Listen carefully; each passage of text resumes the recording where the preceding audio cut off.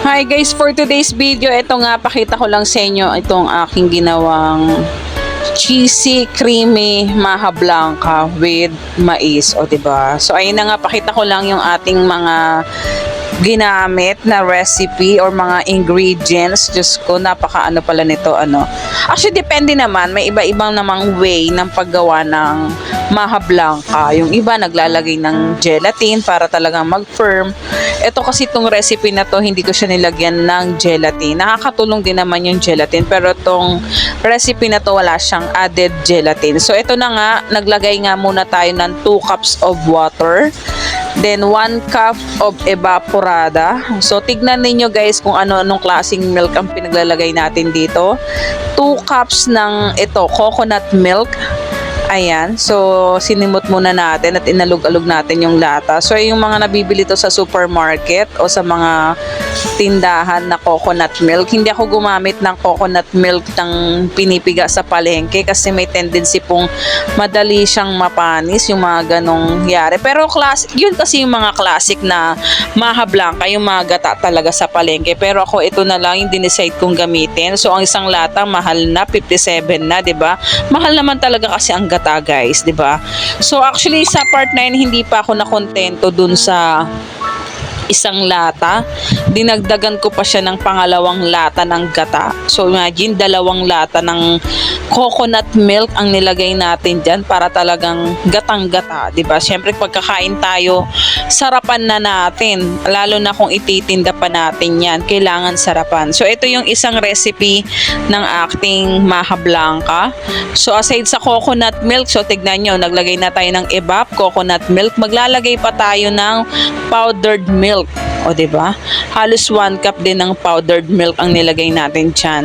Optional naman, pero nasa inyo kung gusto nyo 1 cup evap na rin. Pero ako ginamit ko is powdered milk. Nakakatulong din kasi yung mga gantong ano. Then naglagay tayo dito ng 1.5 cup ng sugar, white sugar. So, kasi yung una kong ginawa noon is 1 cup lang. So, parang medyo nakukulangan ako sa tamis. Kaya ginawa ko siyang 1.5 cup. At yung una kong ginawa noon ay 1 lata lang ng coconut milk. So, this time ginawa ko na siyang 2 lata.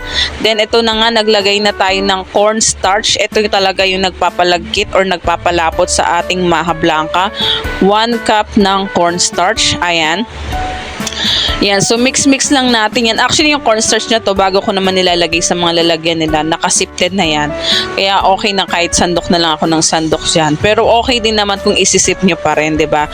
Then, ayan, i-mekos lang natin yan, guys.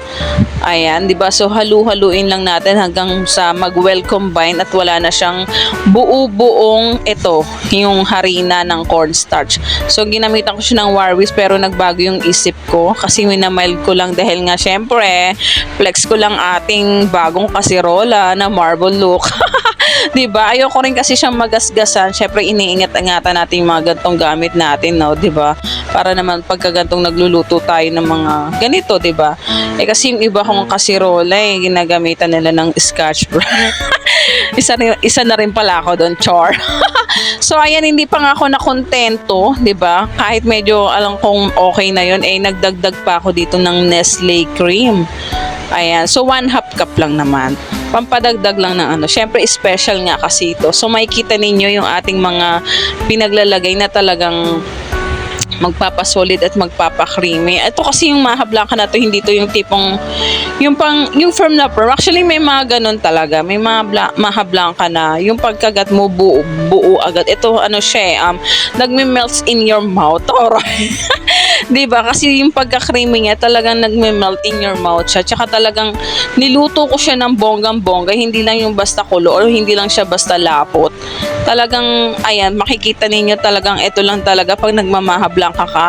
Halo ka talaga dito. Imekos-mekos mo talaga yan kasi hindi mo siya pwedeng iwanan. Pwede mo siyang iwanan panandalian pero yung talagang mag-steady no. Kasi mamumuo yung ilalim, hindi papantay, talagang kailangan mo siyang haluin ng haluin. Ayan. So talagang super halo tayo dito guys. Pero mabilis lang naman kasi nga sa tulong ng cornstarch na nilagay natin, siya yung agad na magpapalapot.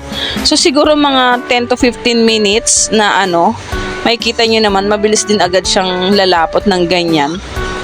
Ayan, so nakikita nyo yan, di ba? Lumalapot na siya. Then, naglagay na pala tayo dyan ng corn kernel, ng mais. Di ba? So, sinala muna natin yung pinakakasabaw ng corn kernel bago natin Then, dinagdagan pa nga natin siya ng mais. Actually, bali, isang lata yung nailagay na natin dito.